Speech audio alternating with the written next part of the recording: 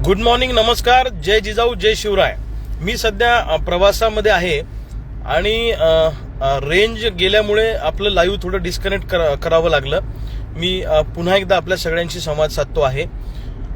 परवा दिवशी राज्याचे उपमुख्यमंत्री देवेंद्रजी फडणवीस साहेब आणि देशाचे केंद्रीय वाणिज्य मंत्री माननीय पियुषजी गोयल यांच्याबरोबर सह्याद्री अतिथीगृहावर एक बैठक झाली सोयाबीन कापसाच्या प्रश्नावर. त्या बैठकीमध्ये काय काय झालं याची उत्सुकता आपल्या सगळ्या लोकांना आहे. मला राज्यभरातले लोक फोन करून विचारतायत की ती बैठक कशी झाली, काय झालं, काही सकारात्मक आपल्या हाती आलं का नाही, अशा पद्धतीनं अनेकांकडून विचारणा होते आहे. त्या बैठकीत काय झालं ही सगळी चर्चा आपल्या सगळ्यांशी शेअर करणं, चर्चा करणं हे माझं कर्तव्य आहे. आणि भावांनो, अचानक ती बैठक लागली. उपमुख्यमंत्र्यांचा फोन आला की पियुष गोयल यांच्याबरोबर आपल्याला बैठक लागलेली आहे आणि आपल्याला मुंबईला यावं लागतं.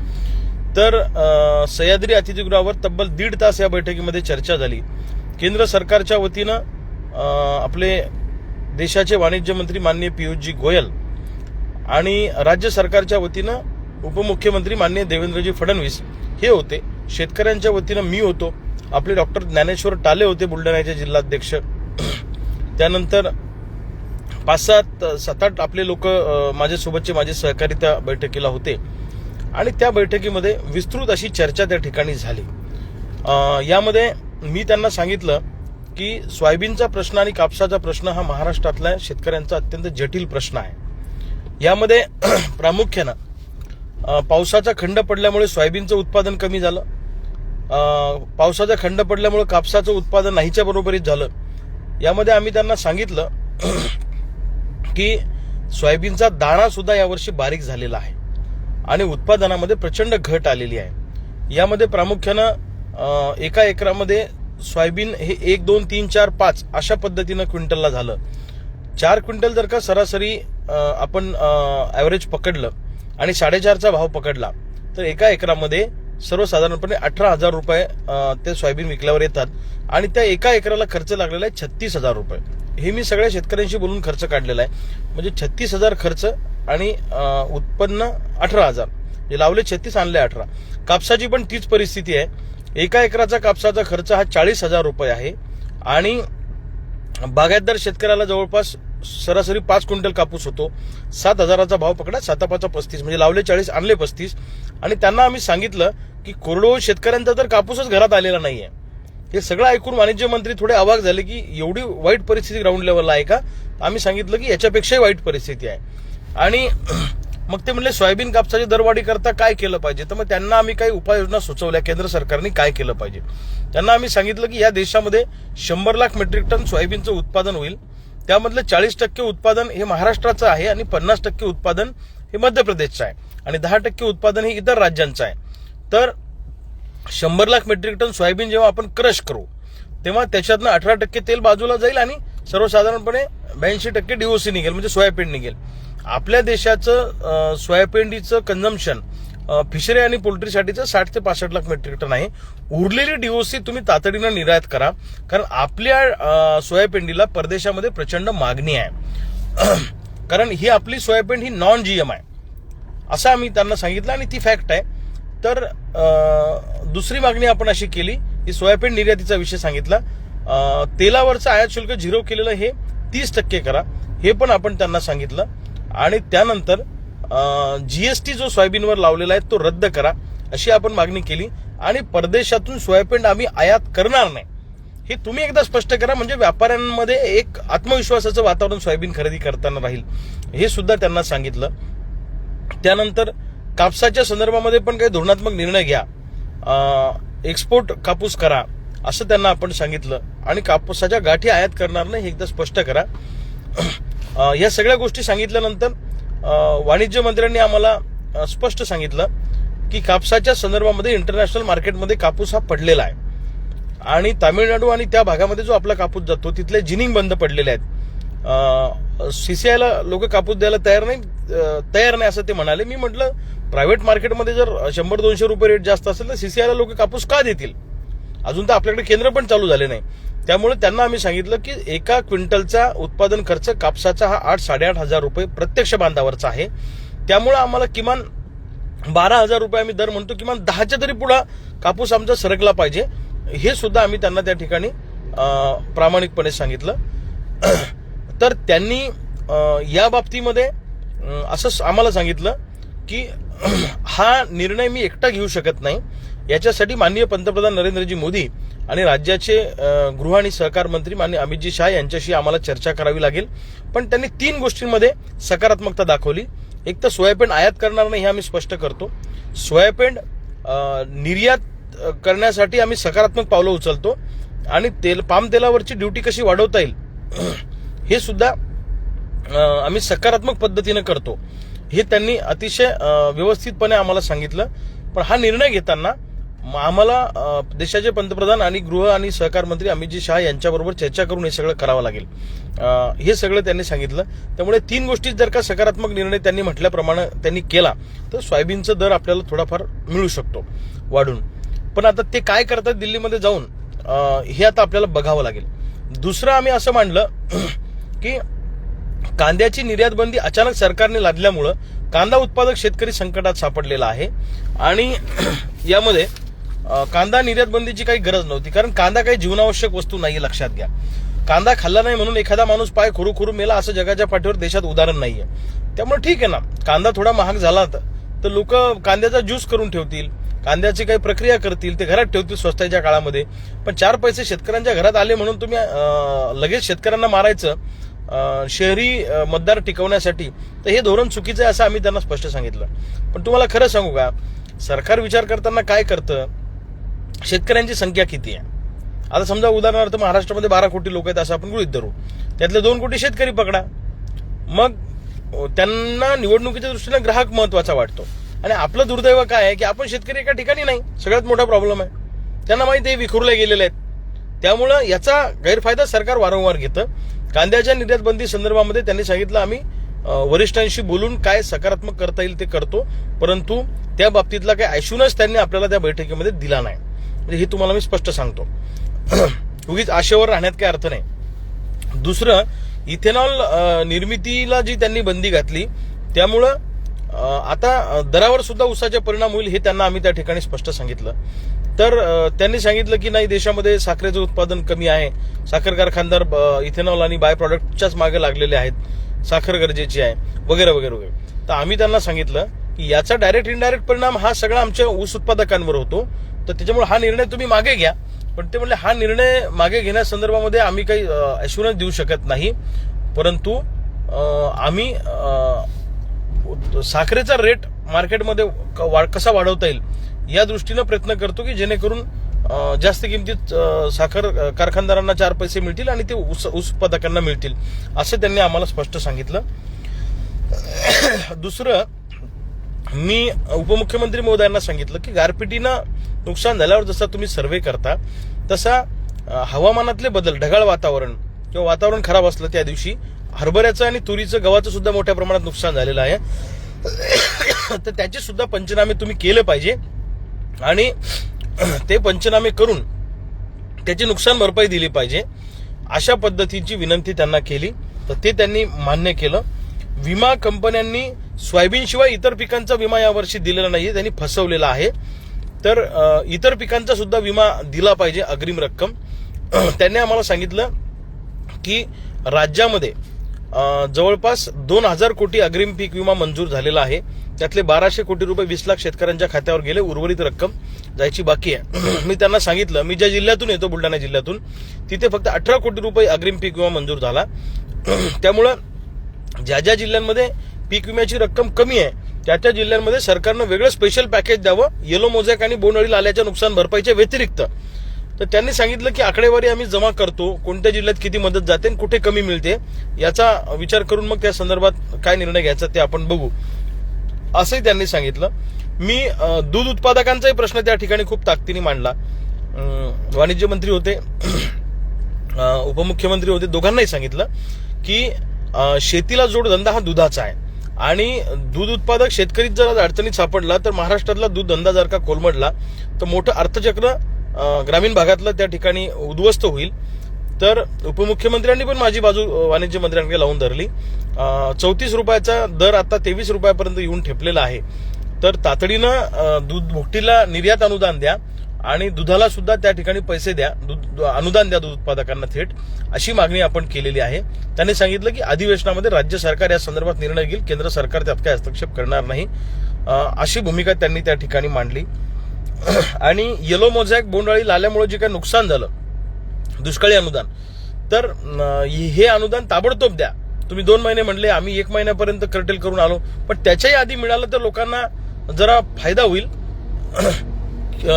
आणि हे सुद्धा आपण त्यांना सांगितलं, तर लवकरात लवकर देण्याचा प्रयत्न करू असं ते आपल्याला बोलले.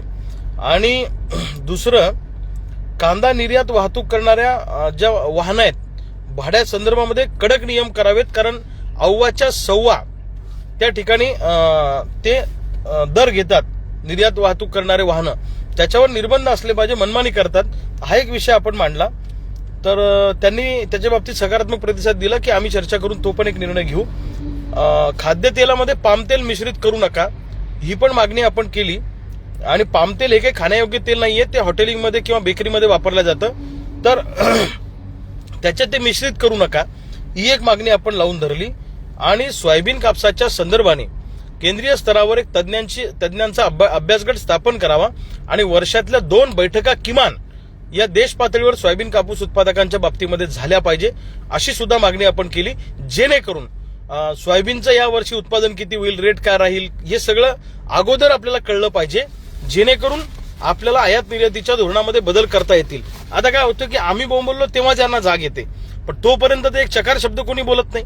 म्हणून अभ्यासगट असला तर देशाचं उत्पादन या वर्षीचं किती आहे, काय काय वेगळं करता येईल, इतर देशातली इंटरनॅशनल परिस्थिती काय आहे, हे सगळं त्याच्यामध्ये ठरवता येईल.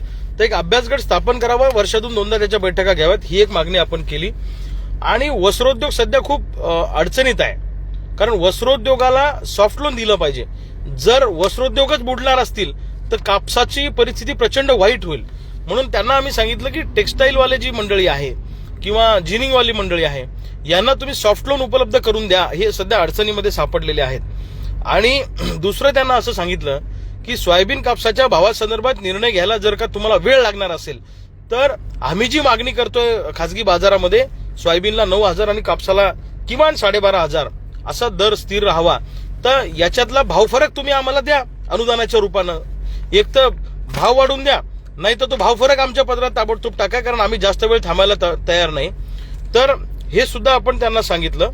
अशा अनेक मागण्या त्या ठिकाणी आपण सांगितल्या. दुसरं मी त्यांना सांगितलं की महाराष्ट्रामध्ये सोयाबीनचं क्षेत्र 55 लाख हेक्टरवर आहे, कापसाचं क्षेत्र 41 लाख हेक्टरवर आहे, ऊसाचं क्षेत्र 9 लाख हेक्टरवर आहे, डाळी 9 ते 14 लाख हेक्टरवर आहे, आणि मका हा 9 लाख हेक्टरवर आहे, आणि इतर पिकं म्हणजे मेजर क्षेत्र जे आहे म्हणजे जवळपास 5 आणि 4 9 आणि हे 96 लाख हेक्टरवर सोयाबीन आणि कापूस आहे. जवळपास 1,46,000 हेक्टर पैकी एवढं मोठं क्षेत्र जर सोयाबीन कापूस उत्पादकांचं आहे, तर तुम्ही सोयाबीन कापूस उत्पादकांना दुर्लक्षित करून चालणार नाही. या सगळ्या भूमिका मी त्यांच्यासमोर विस्तृतपणे त्या बैठकीला मांडल्या.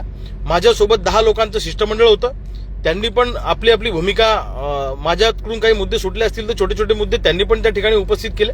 1.5 तासाच्या बैठकीमध्ये विस्तृत चर्चा त्या बैठकीमध्ये झाली. आता त्यांनी सांगितलं की आम्ही वरिष्ठांशी बोलून या संदर्भातले निर्णय घेतो. तर त्यांनी 3 गोष्टींमध्ये सकारात्मकता दर्शवलेली आहे. एक म्हणजे सोयाबीन आयात करणार नाही, सोयाबीन निर्यात करू आणि तेलावरचं ड्युटी वाढू. आता ते काय करतात त्याच्याकडे आपल्याला बघायचंय. आता तुमचं सगळ्यांचं म्हणणं असं आहे की तुम्हाला जसं वाटतं की लगेच गेले सोयाबीन कापसाचा भाव वाढला, असं होत नाही. लक्षात ठेवा, तूप खाल्ल्यानं लगेच काही रूप येत नसतं. हा सगळा देश पातळीवरचा विषय, आणि सरकारचं काय याच्यामध्ये सगळे आर्थिक धागेदोरे अटकलेले आहेत. लाखो करोडो रुपयाचे व्यवहार यांचे होतात याच्यामध्ये. अंबानी अदानीचा सुद्धा फार मोठं याच्यामध्ये इंटरेस्ट आहे, आणि यांना सगळा माल स्वस्तात घ्यायचा असतो, आणि जेव्हा इंटरनॅशनल लेवलला दर वाढतात तेव्हा हे बरोबर माल मार्केटमध्ये आणून विकतात. हे सगळं धोरण आहे.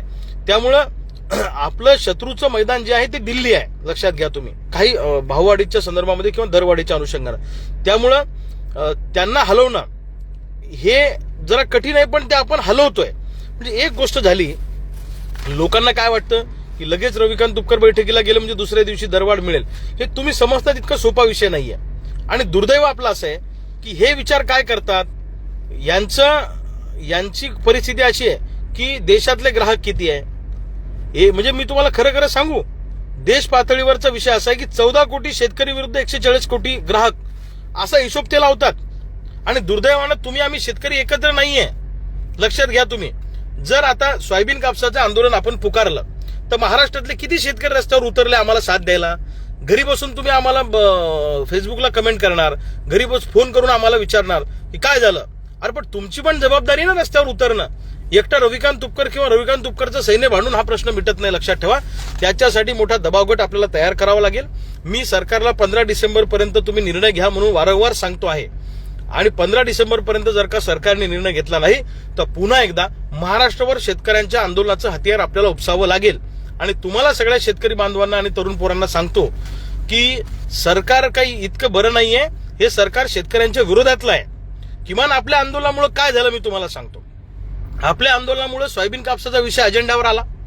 आपण एक राज्याचा दौरा केला. सोयाबीन कापूस पट्ट्यामध्ये दौरा करून जनजागृती केली. त्यानंतर आपण एक एल्गार रथयात्रा बुलढाणा जिल्ह्यामध्ये सोयाबीन कापूस पट्ट्यामध्ये काढली. एक प्रचंड असा 50,000 शेतकऱ्यांचा महामोर्चा काढला. मला अपेक्षित होतं तिथं किमान 5 लाख शेतकरी आले पाहिजे. सरकारवर दबाव तयार होईल. पण आपल्या लोकांचं असं आहे की घरी बसून आपण पारावर गप्पा आणू, पण मोर्चा द्यायचा असलं की आपल्याला लाज वाटते. आंदोलन द्यायचं असलं की आपल्याला लाज वाटते. मी अतिशय स्पष्ट बोलतो, लाज वाटू देऊ नका. मोर्चा देणं, आंदोलन करणं हा आपला अधिकार आहे. आपण हक्क मागतोय. आपण काही भीक मागायला जात नाही. लक्षात ठेवा. देरे हरी पलंगावर असं होत नसतं, हे ध्यानात घ्या. मोर्चा काढला. मोर्चा काढून सरकारला 8 दिवसाचा आपण अवधी दिला, नाही तर मंत्रालय ताब्यात घेऊ म्हणून सांगितलं. त्यांनी मला अचानक 25 तारखेला अटक केली. गरज नसताना अटक करून मला त्यांचा 15 दिवस तुरुंगात ठेवण्याचा डाव होता. न्यायालयामध्ये मला हजर केलं आणि मान्य न्यायालयाने मला जामीन दिला. न्यायालयाच्या बाहेर आल्यावर मी अन्नत्याग आंदोलनाची घोषणा केली आणि सोमठाणा गावामध्ये मी अन्नत्याग करायला बसलो. एक सर्वसाधारणपणे 5 दिवस मी उपाशी राहिलो. ठरल्याप्रमाणे मी सांगितलं होतं की 28 तारखेला निघणार, 29ला मंत्रालयाचा ताबा घेणार. 28 तारखेला अन्नत्याग करत हजारो शेतकऱ्यांना घेऊन आपण मुंबईला गेलो. मुंबईला जेव्हा निघालो तेव्हा जाम गावामध्ये विदर्भ मराठवाड्याच्या सीमेवर सरकारचं चर्चेचं निमंत्रण आलं. आता काही लोकांना काय वाटतं मी तुम्हाला सांगतो. तुम्ही मंत्रालय ताब्यात घेणार होते, घेतलंच का नाही. अरे जे आपली मागणी काय होती की सरकारनं आपल्याबरोबर चर्चा केली पाहिजे. सरकारनं या प्रश्नावर चर्चा करून काहीतरी मार्ग काढला पाहिजे. सरकारनं आपल्याला चर्चेला बोलवलं. आपण चर्चा केली आणि चर्चेतून सरकारने आपल्याला काही मागण्या 8 दिवसात, काही मागण्या 15 दिवसात, काही मागण्या महिनाभरात मान्य करतो असं त्या बैठकीमध्ये ठरलं. कारण वेगळ्या वेगळ्या मागण्यांचं स्टेटस हे वेगळं वेगळं आहे. मग आपण त्यांची वाट बघितली. त्यांनी ठरल्याप्रमाणे केंद्र सरकारबरोबर आपली बैठक लावली. त्याचबरोबर 2 मागण्या आपल्या त्या ठिकाणी मान्य झाल्या. आपल्या असलेल्या मागण्यांमधल्या की एक अग्रिम रक्कम शेतकऱ्यांच्या खात्यावर जमा व्हायला सुरुवात झाली. ही पण एक आपली मागणी त्या आंदोलनातली प्रमुख होती. आणि अनुदानाचे आणि सेव्हिंगच्या रकमेचे करंटचे होल्ड बँकांनी लावलेले होते. ते आपण राज्य सरकारला आदेश काढून ते होल्ड काढायला लावले. आणि जिथं कुठं आता अनुदानाचे होल्ड, अनुदानाच्या रकमेला किंवा सेव्हिंगच्या रकमेला किंवा करंटच्या रकमेला बँकांनी लावल्या असतील, ताबडतोब त्यांच्याकडे अर्ज द्या की ही रक्कम आम्हाला द्या. आणि त्यांनी नाही दिली तर ताबडतोब पोलीस स्टेशनला जाऊन FIR करा, असं त्या दिवशीच्या बैठकीत आपलं ठरलेलं आहे. 2 मागण्या तातडीनं मान्य झाल्या. उर्वरित मागण्यांसाठी आपली लढाई सुरूच राहणार आहे. आता लोक फोन करून आम्हाला विचारतात, का रवी भाऊ ते सोयाबीनचं काय झालं, कापसाचं काय झालं. आणि त्याला विचारलं का रे बाबा तू आंदोलनात होता का. नाही, माझं जमलं नाही. लक्षात घ्या, घरी बसून हा प्रश्न सुटत नाही. आणि रविकांत तुपकर आमदार नाही, खासदार नाही, मंत्री नाही, मी काही वाणिज्य मंत्री नाही, मी काही कृषी मंत्री नाही. मी सुद्धा तुमच्यासारखाच एक सामान्य शेतकरी आहे. मी फक्त तुमचा प्रश्न घेऊन लढण्याचा प्रयत्न करतो. मांजराच्या गळ्यात घंटा कोणीतरी बांधावी लागते, म्हणून ते काम मी पुढाकार घेतलेला आहे. ही गोष्ट लक्षात ठेवा. सत्ताधारी पुढारी काय करतात, त्यांचे चेलेचपाटे काय करतात, आमच्या कार्यकर्त्यांना आपले विचारतात, मग काय झालं रवी भाऊ गेलते मुंबईला, आणला सोयाबीनचा भाव. अरे बाबा, तू गोधडीत झोपणार आणि तू आम्हाला विचारणार का. तू ज्या पक्षाच्या नेत्याची चाटुगिरी करतो किंवा चमचीगिरी करतो आणि त्यांचं काम करतो, त्या सत्ताधारी नेत्याला विचार नाही सोयाबीन कापसाचा भाव कधी वाढणार आहे. आणि तुम्हालाही महाराष्ट्रातल्या सगळ्या शेतकऱ्यांना सांगतो की जे जे लोकप्रतिनिधी सत्तेत आहेत, जे जे लोकप्रतिनिधी म्हणून त्या ठिकाणी आहेत, त्या प्रत्येकाला विचारा सोयाबीन कापसाच्या प्रश्नावर काय भूमिका घेतली. आपण हे आंदोलन केलं म्हणून सभागृहामध्ये सगळे लोक आता बोलायला लागले शेतकऱ्यांच्या प्रश्नावर. नाही तर तुम्ही मागचे सगळे अधिवेशन काढा नागपूरचे. शेतकऱ्यांच्या प्रश्नावर फार कुठे चर्चा झाली नाही. परंतु यावेळी कालही अनेक नेते सभागृहात बोलले, परवाही बोलले. अनेकांनी सोयाबीन कापसाचा धागा पकडला. कांद्याचा प्रश्न, दुधाचा प्रश्न, हे आपल्या आंदोलनाचा परिणाम आहे. आपण जर का दांगडो केला नसता किंवा आंदोलनाची भूमिका घेतली नसती तर मला नाही वाटत की नागपूरच्या अधिवेशनात शेतकऱ्यांच्या प्रश्नावर चर्चा झाली असती. ती अधिक प्रभावी व्हावी. ती अधिक जास्त व्हावी, त्या प्रश्नावर सभागृह बंद पडावं, त्या प्रश्नावर राडा व्हावा, अशी आमची इच्छा आहे. आणि तुम्हा सगळ्या शेतकऱ्यांना सांगतो, जे नेते आता गावात येतील ना, सत्ताधारी असतील किंवा ज्यांना ज्यांना तुम्ही निवडून दिलं, त्या प्रत्येकाला विचारा की सोयाबीन कापसाच्या प्रश्नावर तुझी काय भूमिका आहे, तू काय आंदोलन करणार आहे, तू काय रस्त्यावर उतरणार आहे, किंवा सभागृहात तू काय भूमिका मांडली, तुम्ही काय भूमिका मांडली, हे त्यांना विचारा. तुम्ही त्यांना वाजवत गावात आणणार, आपल्या घरी चहा घ्यायला नेणार आणि आम्हाला विचारणार सोयाबीन कापसाचं काय झालं. अरे मी फाटका माणूस आहे. सोयाबीन कापसाला भाव देणं ही सत्ताधारी नेत्यांची जबाबदारी आहे. सोयाबीन कापसाच्या प्रश्नावर सभागृहात आवाज उठवणं ही आमदार खासदारांची जबाबदारी आहे. रविकांत तुपकर साधा ग्रामपंचायतीचा सदस्य सुद्धा नाही. रविकांत तुपकर जिल्हा परिषद सदस्य नाही आणि रविकांत तुपकर सोसायटीचा सुद्धा मेंबर नाहीये, लक्षात ठेवा. त्यामुळं अशा पद्धतीनं लोकांमध्ये संभ्रम निर्माण करण्याचा प्रयत्न काही सत्ताधारी मंडळी जाणीवपूर्वक करत आहेत. आम्हाला लोकांचा जनाधार मिळतो आहे. लोक आमच्या सोबत ताकदीने येत आहेत. वेगळ्या वेगळ्या प्रश्नावर राज्यभर आम्हाला बोलवत आहेत. त्यामुळे अनेकांच्या पायाखालची वाळू सरकलेली आहे. त्यामुळे अशा पद्धतीनं काही लोक चळवळीला बदनाम करण्याचा प्रयत्न करतायत, आरोप प्रत्यारोप करतायत. मला एक गोष्ट सांगा, आता या सोयाबीन कापसाच्या प्रश्नावर आपण इतकं आक्रमक आंदोलन उभं केलं, आता लोकांची काय इच्छा आहे की आम्ही जाऊन त्यांचं मर्डर करावा? आंदोलन हे लक्ष वेधण्यासाठी असतं. आंदोलन हे सरकारनं आपल्याकडे लक्ष द्यावं, आपल्या प्रश्नावर चर्चा करावी, आपल्याकडे ध्यान द्यावं आणि आपल्या पदरात काहीतरी टाकावं. जसं लेकरू रडल्याशिवाय माय त्याला दूध पाजत नाही, तसं आपण काही बोंबललोच नाही किंवा आपण काही म्हणलोच नाही तर आपलं कोण विचारणार आहे मला सांगा बरं तुम्ही? कोणी विचारू शकत नाही. जर का आपण या प्रश्नावर आवाज उठवला नाही तर सरकार म्हणेल की सोयाबीन कापूसवाल्याची मजा चालली आहे. जसं आता कांद्यावाला शेतकरी नाशिकमध्ये रस्त्यावर उतरला, दुधावाला शेतकरी सुद्धा रस्त्यावर उतरला, तसं सोयाबीन कापूसवाल्या शेतकऱ्यांनी सुद्धा भूमिका कठोर घेतली पाहिजे. आता जेव्हा आम्ही आंदोलनाचा कॉल देऊ, त्या आंदोलनामध्ये तुम्ही ताकदीनं राज्यभर आपापल्या तालुक्यामध्ये रस्त्यावर उतरलं पाहिजे. नाही तर तुम्ही खाटल्यावर उतरणं पडणार. काही लोकांना आम्हाला म्हणणार का भाऊ ते असं झालं नाही, तसं झालं नाही. अरे माझ्या हातात काही जादूची कांडी नाहीये, लक्षात घ्या. मी साधा माणूस आहे. जशी तुमची परिस्थिती तशीच माझी परिस्थिती आहे. फक्त मी या चळवळीसाठी घरादारावर तुळशीपत्र ठेवून माझं आयुष्य समर्पित केलेलं आहे आणि म्हणून हे सगळं मी करतो. लोकांना असं वाटतं की यांना आमदार खासदार व्हायचं म्हणून करतात. आमदार खासदार होणं म्हणजे काही फार मोठी गोष्ट नाहीये, लक्षात घ्या. आज कोणत्याही पक्षात गेलं तर मागच्या दारांना आम्हाला कोणी आमदार करेल, ती काय फार मोठी गोष्ट आहे का? अरे मी लाल दिव्याला लाथ मारलेला माणूस आहे. मिळालेला लाल दिवा आणि हे सगळं सत्तेचं ऐश्वर्य सोडून मी एसटीने गावाकडे आलेला माणूस आहे, लक्षात ठेवा. त्यामुळे सत्ता बित्ता या गोष्टी आमच्यासाठी गौण आहे. आमच्या दृष्टीनं आमचे प्रश्न मार्गी लागणं महत्वाचं आहे. आता कसं असतं, आपण 20 मागण्या केल्या तर त्यातल्या 10 मान्य होतील, 12 मान्य होतील. काहीतरी पदरात पाडून पुढे जायचं असतं. शेतकऱ्यांच्या पदरात काही ना काही पडलं पाहिजे, ही आपली भूमिका आहे. आणि आम्हाला प्रश्न विचारला पाहिजे, कुणी विचारला पाहिजे? जे आंदोलनात येतात, जे कायम या चळवळीमध्ये असतात, त्यांनी हा प्रश्न आम्हाला विचारला पाहिजे की आता पुढची भूमिका काय किंवा काय झालं. मला सांगा, आम्ही मुंबईला गेलो, 2-2.5 हजार लोक गेलो आणि जो घरी असतोय ना तो विचारतोय आम्हाला मग काय झालं मुंबईला. अरे बाबा लक्षात घ्या, रविकांत तुपकर काही साऊथचा हिरो नाहीये किंवा माझ्याबरोबर काम करणारे लोक काही साऊथचे हिरो नाहीयेत की एक फाईट मध्ये 10 लोगों को गिरा द्या. पुष्पा नाही पिक्चर मधले आम्ही. त्यामुळं ही लढाई आपली सगळ्यांची आहे, लक्षात ठेवा. आणि मी पुन्हा तुम्हाला एक गोष्ट नमूद करून सांगतो, सरकारच्या डोक्यात इलेक्शन आणि ग्राहक आहे. स्वस्तात मिळालं पाहिजे सगळ्यांना. आणि त्यांनी तुमची गोम ओळखलेली आहे. आपण जाती धर्माच्या नावाने मतदान करतो, आपण पक्षाच्या नावाने मतदान करतो. आपण सोयाबीन कापसाच्या प्रश्नावर मतदान करायला कधी पुढे येतो का? मला सांगा तुम्ही. पण आलं पाहिजे. जोपर्यंत तुम्ही शेतकऱ्यांच्या प्रश्नावर मतदान करायला शिकत नाही, सरकार हे पॉलिटिकल वोट बँकेला घाबरत असतं, लक्षात ठेवा. असं म्हणजे मतदान करताना तुम्ही तुमच्या सोयीनं करणार आणि सोयाबीन कापसाचा भाव मग कसं देणार, मग काय देणार? पुढारी तुम्हाला घाबरले पाहिजे. आपली शेतकऱ्यांची भीती यांच्या वरची कमी झालेली आहे. जसं आता मराठा आरक्षणाच्या प्रश्नावर कसे पुढारी बाहेर पडत होते का, मग तसं आपण सोयाबीन कापसाच्या प्रश्नावर एखादं आंदोलन उभं केलं तर बिघडतं कुठं? पण तुमची सगळ्यांची त्याला साथ लागेल, लक्षात ठेवा. आणि तुमची साथ नसेल तर एकटा रविकांत तुपकर किंवा माझ्या हातात काही असं चमत्कार घडवायचा विषय नाहीये. म्हणून टप्प्याटप्प्यानं आंदोलन पुढे नेलं पाहिजे. मी त्याही दिवशी तुम्हाला लाईव्ह मध्ये सांगितलं, इंग्रजांना जायला 150 वर्ष लागले होते. आता पहिल्याच वर्षी जर तुम्ही म्हटलं असं की इंग्रज गेले नाही बाण, आता 20 वर्ष झाले ती लढाई कसं काय चालू आहे बाण, जाऊ द्या बा इंग्रज आलं, जाऊ द्या काही होत नाही, असं निगेटिव्ह माइंडने विचार करू नका. किमान या सोयाबीन कापसाच्या प्रश्नावर अनेक पुढाऱ्यांना आपण बोलतं केलं. मला आज कळलं की राज्य सरकारचं शिष्टमंडळ सोयाबीन, कापूस, कांदा आणि त्याच्यानंतर दूध आणि इथेनॉल निर्मिती बंदीच्या विषयावर जाणार आहे. हे कशाचं यश आहे? हे आपल्या आंदोलनाचं यश आहे. वारंवार आम्ही त्यांना सांगतो की तुम्हाला शेतकरी ठिकाणावर ठेवणार नाही. निवडणुकांमध्ये तुम्हाला शेतकरी आता तुमची जागा दाखवेल. तर तुमची सगळ्यांची ही जबाबदारी आहे. आता बघू, आपण 15 डिसेंबर पर्यंत वाट बघू, काय निर्णय घेतात पाहू. जर नाही घेतला तर राज्यव्यापी आंदोलनाचा कॉल आपल्याला द्यायचा आहे. मी पुन्हा तुम्हाला सांगतो, आंदोलनाची हाक दिल्यावर घरात बसू नका.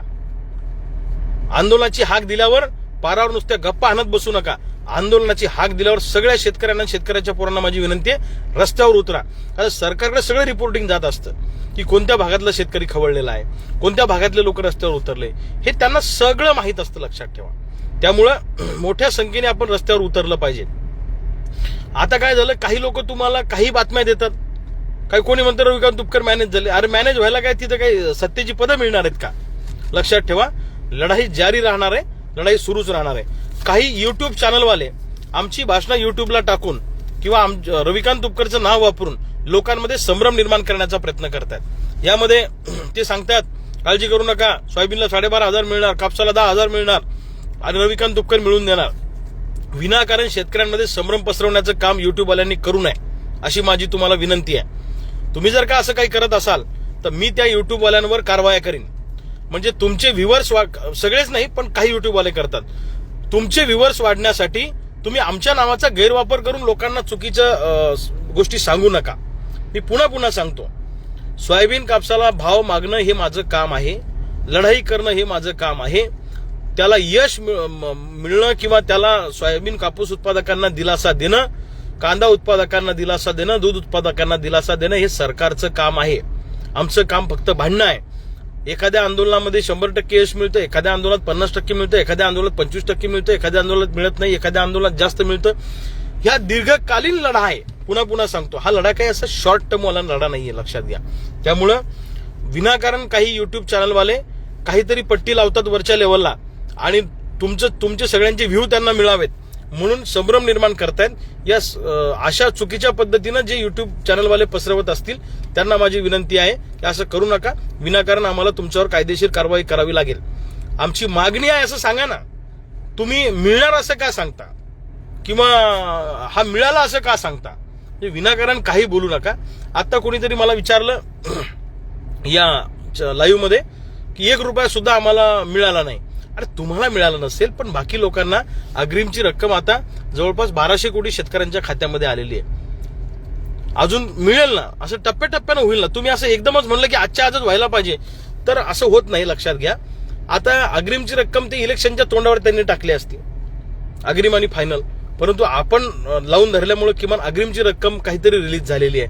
म्हणजे मी असं म्हणत नाही की खूप काही यश आपल्याला पदरात पडलेलं आहे, परंतु काही अंशी तरी अग्रिमची रक्कम. आता बँकांनी परस्पर कर्ज खात्यामध्ये पैसे जमा करण्याचा सपाटा सुरू केला होता, त्याला ब्रेक बसला आंदोलनामुळे. होल्ड अनुदानाचे होल्डचे पैसे निघायला सुरुवात झालेली आहे. त्यानंतर परस्पर पुनर्गठन, कर्ज पुनर्गठन करण्याचं बँकांनी ठरवलं होतं. सरकारने सांगितलं की शेतकऱ्यांच्या परवानगीशिवाय तुम्हाला परस्पर कर्ज पुनर्गठन करता येणार नाही. तर अशा 2-3 गोष्टी एक सकारात्मक झाल्या. अजून बाकीच्या गोष्टी करण्यासाठी आपल्याला लढाई सुरूच ठेवायची आहे. परंतु लगेच आपण गेलो लगेच आलो ते असं काही होत नसतं, लक्षात ठेवा. आणि आता यांनी सांगितलं की माझ्या बोलण्यात वाईट वाटून घेऊ नका, पण लोकांमध्ये असा समज आहे. आता लोकांमध्ये समज आहे म्हणजे राजकीय लोक आमच्याबद्दल गैरसमज पसरवण्याचा प्रयत्न करतायत. मग आता करायचं काय तुम्ही सांगा? आंदोलन करणं बंद करू का? म्हणजे तुम्ही घोड्यावरही बसू देणार नाही, तुम्ही पायी चालू देणार नाही. जे विचारतात ते आंदोलनात येत नाही. पुन्हा मी तुम्हाला सांगतो की आम्ही जोपर्यंत सगळे शेतकरी एका ठिकाणी येत नाही आणि ताकदीनं आंदोलनाची भूमिका घेत नाही तोपर्यंत हा प्रश्न सुटत नाही. मी अन्नत्याग आंदोलनाला बसल्यावर महाराष्ट्रातले जे आता प्रश्न विचारणारे लोक आहेत त्यांनी रस्त्यावर उतरून आंदोलनं का केली नाहीत, माझा तुम्हाला प्रश्न आहे. आणि म्हणून मी पुन्हा सांगतो की आता जे झालं ते जाऊ द्या, पण आता जागृत व्हा. ज्या दिवशी आंदोलनाचा कॉल मिळेल आता त्या दिवशी महाराष्ट्रातला सगळा शेतकरी आपापल्या गावात आपापल्या तालुक्यामध्ये रस्त्यावर उतरला पाहिजे, तर सरकारवर दबाव तयार होईल हे मी तुम्हाला पुन्हा पुन्हा सांगतो. आणि लवकरच आपण हा आंदोलनाचा कॉल देणार आहे. मी आता हिंगोलीला निघालेलो आहे, प्रवासात आहे. हिंगोलीला काही शेतकरी किडनी विकायला त्यांनी काढली कर्जमुक्तीसाठी. त्यांना पोलिसांनी मुंबईमध्ये अटक केली, तेव्हा मी दवाखान्यामध्ये ऍडमिट होतो, मला त्यांना भेटता आलं नाही. त्या हिंगोलीच्या शेतकऱ्यांना पाठिंबा द्यायला, त्यांच्या अन्नत्याग आंदोलनाला भेट द्यायला मी आता हिंगोलीला त्या ठिकाणी जातो आहे. मी त्यांना विनंती केली की हे सरकार निर्ढावलेलं आहे, आपल्याला आक्रमक आंदोलनाची भूमिका घ्यावी लागेल. मी आता हिंगोलीला पोहोचणार आहे, त्या शेतकऱ्यांचं म्हणणं समजून घेणार आहे, तिथल्या पत्रकारांशी सुद्धा बोलणार आहे आणि ते शेतकरी काय म्हणतात काय नाही तशा पद्धतीनं आंदोलनाची पुढची दिशा आपल्याला आता ठरवायची आहे. तर तुम्हाला सगळ्यांना विनंती आहे की मी काय काय बैठकीमध्ये झालं ते तुम्हाला सांगितलं. एक तर सगळ्यात महत्वाची एक गोष्ट अशी झाली की वाणिज्य मंत्र्यांना यातली खालचं काही माहीत नव्हतं. मी तुम्हाला सांगतो की सोयाबीन कापसाची परिस्थिती काय आहे. त्यांच्या डोक्यात उद्योजक, पोल्ट्रीवाले, त्यांनी एक प्रश्न उपस्थित केला, जर फीडचे रेट वाढले सोयाबीनच्या तर मग पोल्ट्रीवाल्यांचं कसं होईल. मी म्हटलं चिकन के रेट बढ़ा दो. चिकन आणि दारूसाठी काही तिथं कुण्या हे करत नाही ना, याचे रेट कमी करा म्हणून. तुम्ही त्याचे रेटचं काय करायचं करा, पण आम्हाला शेतकऱ्याला मारून विशिष्ट समूहाला जगवण्यासाठी आम्हाला मारू नका, अशी भूमिका मी त्या ठिकाणी मांडली. आणि किमान आपल्यामुळे उपमुख्यमंत्री त्यांच्याशी सोयाबीन कापसाच्या प्रश्नावर बोलले, आपल्यामुळं वाणिज्य मंत्र्यांपर्यंत हा प्रश्न गेला, आता तो पंतप्रधान आणि अमित शहापर्यंत हा प्रश्न जाईल. जर आपण काहीच केलं नसतं तर मला सांगा कोण काय केलं असतं, काय बोललं असतं का कोणी. आज कांद्यावाला शेतकरी रस्त्यावर आहे म्हणून त्यांचा विषय चर्चेत आहे. जर ते घरात बसले असते कांद्यावाले तर सरकारनं अजून त्यांचे दर पाडले असते. कांदा उत्पादकांचा सुद्धा प्रश्न जटिल आहे, दूध उत्पादकांचा, सगळ्या महाराष्ट्रातला शेतकरी अडचणीत सापडलेला आहे. काल मी पुण्यामध्ये साखर आयुक्त चंद्रकांत फुलकुंडवार यांची भेट घेतली आणि त्यांना सांगितलं की इथेनॉल निर्मितीची जी प्रक्रियावर बंदी तुम्ही आणलेली आहे, तातडीनं ती उठवण्यासाठी एक ठराव पाठवा, एक आमची मागणी त्यांच्यापर्यंत पाठवा की असं असं शेतकऱ्यांचं म्हणणं आहे. नाही तर किमान साखरेचे दर वाढून त्या ठिकाणी ऊसाचा दर कमी होणार नाही याची काळजी घ्या. आणि ज्या विदर्भ मराठवाड्यातल्या खानदेशातल्या कारखान्यांनी एफआरपी सुद्धा दिलेलं नाही त्यांच्यावर कठोर कारवाई करा. दुसऱ्या बाजूला जे कारखाने एफआरपी पेक्षा जास्त पैसे देणार नाहीत त्या कारखान्यांच्या विरोधामध्ये आक्रमक भूमिका आमची राहील. ऊस उत्पादकांच्या संतप्त भावना सुद्धा मी त्यांच्या समोर त्या ठिकाणी मांडल्या. अन्यथा साखर आयुक्त कार्यालयामध्ये आम्हाला येऊन आंदोलन करावं लागेल, ही सुद्धा भूमिका मी तिथे मांडली. मला कोकणातल्या शेतकऱ्यांचे फोन येतात, महाराष्ट्रातल्या कानाकोपऱ्यातून फोन येतात, धान उत्पादकांचे फोन येतात की तुम्ही आमचा प्रश्न हाती घ्या. एक एक प्रश्न मार्गी लावून मग पुढच्या प्रश्नाकडे मी त्या ठिकाणी वळणार आहे. पण मी तुम्हाला जिद्दीनं आणि चिकाटीनं अतिशय नेटानं सांगतो की महाराष्ट्रातल्या सगळ्या शेतकऱ्यांना एक करून प्रचंड मोठा दबावगट त्या ठिकाणी आपल्याला तयार करायचा आहे. आज स्वर्गीय शरद जोशी साहेबांना सुद्धा अभिवादन करतो. त्याचबरोबर स्वर्गीय गोपीनाथ मुंडे साहेबांची पण आज जयंती आहे, त्यांनाही विनम्र अभिवादन करतो. आणि तमाम महाराष्ट्रातल्या शेतकऱ्यांना आवाहन करतो की हातावर हात धरून जर का तुम्ही बसले तर कुणी येऊन तुमचा प्रश्न सोडवणार नाही. तुम्हाला आंदोलनाच्या पातळीवर अत्यंत आक्रमकपणे मोठा जनाधार उभा करून रस्त्यावर उतरावं लागेल, तरच सरकार याची दखल घेईल. अन्यथा तुम्ही मला प्रश्न विचारत राहणार आणि मी एकटा तिथं काही करू शकणार नाही. आपल्याला पुन्हा पुन्हा सांगतो की अत्यंत ताकदीनं रस्त्यावर उतरण्याची तयारी ठेवा. आम्ही सगळे शेतकरी बैठक घेतो आणि बैठक घेऊन पुढच्या आंदोलनाची दिशा जी काय ठरेल ती तुम्हाला सगळ्यांना कळवतो. फक्त तुमच्या भागामध्ये रस्त्यावर उतरण्याची तयारी ठेवा अशी विनंती करतो. सरकार काय भूमिका घेतं 2-4 दिवस वाट बघू, नाही तर पुन्हा एकदा एक राज्यव्यापी ताकदीचं आंदोलन या महाराष्ट्रामध्ये होईल. एवढंच सांगतो आणि इथंच थांबतो. जय हिंद, जय महाराष्ट्र, राम राम.